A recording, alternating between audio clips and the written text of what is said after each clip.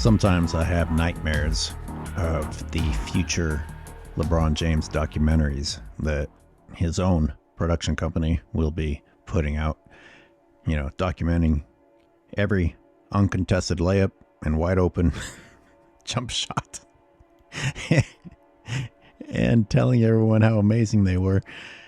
And, I can't help but think of how many mind-boggling moments Michael Jordan's career had to where you have to leave a shitload of them out. In my Scottie Pippen series, I pointed out in one episode that The Last Dance was actually overly kind to him and pretended like things took place that didn't even take place, such as him shutting down Magic Johnson in the 1991 finals.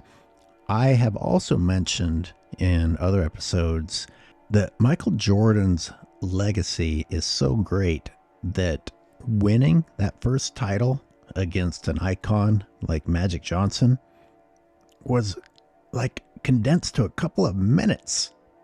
And people had the nerve to be like, how come you didn't include Luke Longley? Shut up. So let me finally get to what I want to talk about today. First, credit to Sports and Fitness Rants for reminding me. Michael Jordan hitting a shot in the 1991 Finals Game 3 to force overtime, in which Michael Jordan had control of overtime. And they won. They won Game 3. It's not mentioned. That's not included.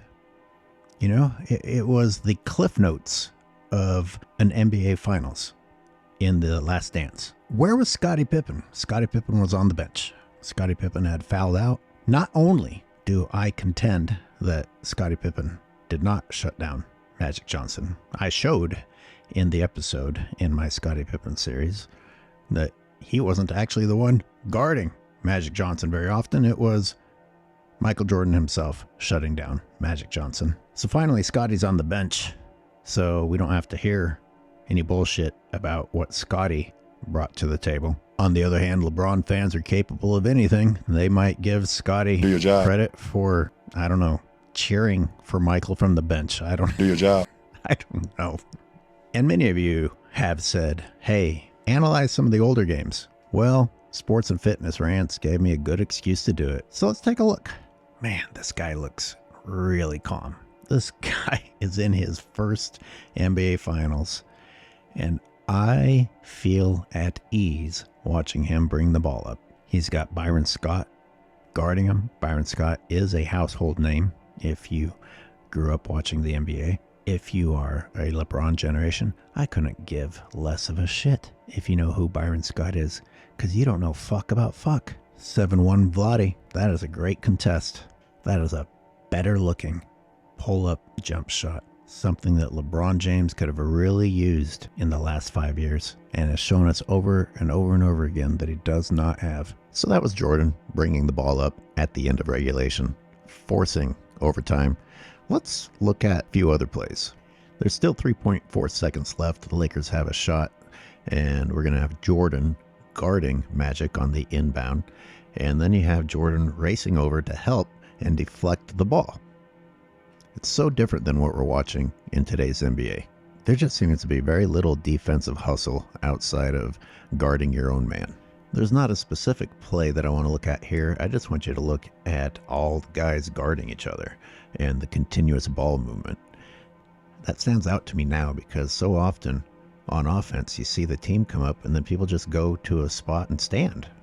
And then it's like over with. It's isolation ball, or you kick out to one of the guys that's just standing. I love this play for a few reasons. You see Michael's quick first step, but you also see a guy who uses basketball to score, not running over the top of people and expecting to go to the foul line.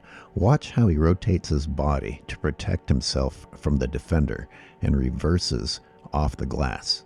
So the play right after Michael scored, here he is guarding Magic. He's shutting down Magic's drive to the basket, comes over to help, makes a pretty good play on the ball, but the refs call his fifth foul on him. That's not really superstar treatment now, is it?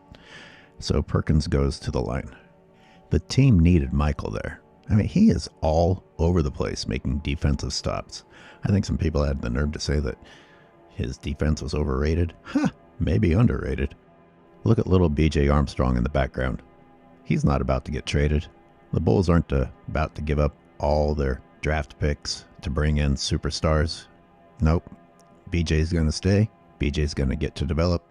BJ's going to get to be there for 3 rings. How's the view as you get carried, Scotty?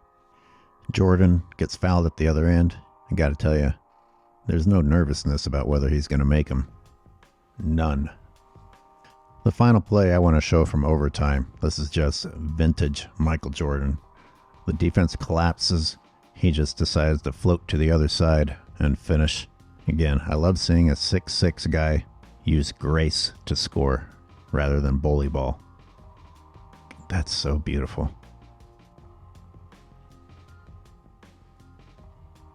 You know, and afterward, Jordan's back playing crazy defense. He's not pumping his chest and screaming at the crowd and doing the twirly finger motion at his own head.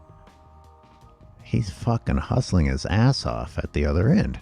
Look who, after fighting through moving screens, chasing the ball, at the end of this play, Jordan pops right back up into perfect defensive position to stop the drive without it being a blocking call. Gets the rebound, brings the ball down the court. Immediately following that, he drives, draws the entire Lakers team, gives the ball up to Horace Grant, who gets an easy bucket. Look how many examples of Jordan doing everything needed in just this video. And this is me just looking at the last few seconds of regulation and overtime in a finals game. Jordan doing it when it is needed the most in the highest pressure situations, and he looked cool as a cucumber. There's an endless supply of opportunity for me to break down Jordan being clutch, Jordan being calm. This is just a random selection of many plays that have been forgotten about because he had so many great moments.